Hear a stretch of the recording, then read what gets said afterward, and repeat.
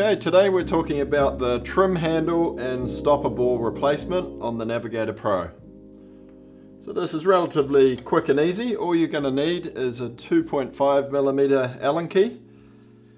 So you just want to rotate this around until you get to the little grub screw here and just back it off. You don't have to take it all the way out, but just take it until you can feel it starting to slide on its own. So I just slide that up out of the way, and then you can just push on the trim line to get through to this figure 8 knot inside. And so just notice how it's put together. The little pull tab here is actually tucked back through the figure of 8. So we're going to want to do a similar style to that when we put the new one on. So just loosen this figure 8 off. You can just pull on one of the loops and that just loosens the knot and that comes apart.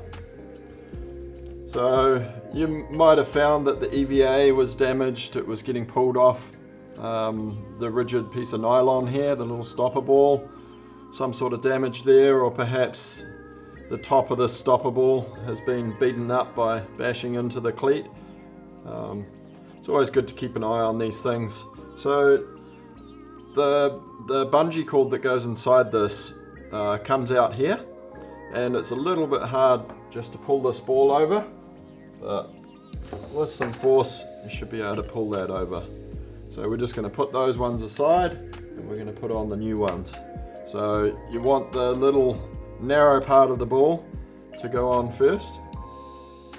So it helps having this little piece of mark cloth on the end to thread it all through. So once again, it's going to be a little bit of a squeeze to get that ball over, but pull that right up out of the way. And then the next thing to do is just feed this up through the middle of the handle. So we've actually made a bit of an upgrade on this handle.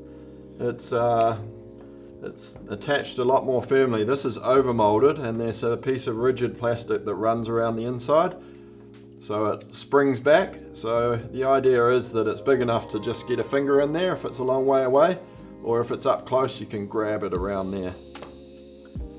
So this handle's just a little bit wider to grab onto and a little bit stronger than the previous version. So I'm now going to tie a figure 8 knot, so you can just loop it over on itself and go around the back and up through the middle. Just keeps it all neat and tidy. The other thing about this handle is we've extended the body part here, so it just hides all that knot away inside a bit better. So pull that down nice and tight, and you'll notice that where that bungee is, that will be about 1 centimetre out the top. And the reason we leave a bit of a gap there is that when the trim handle is pulled right down, if you didn't have a gap with a ball there, then this handle ends up sticking straight out.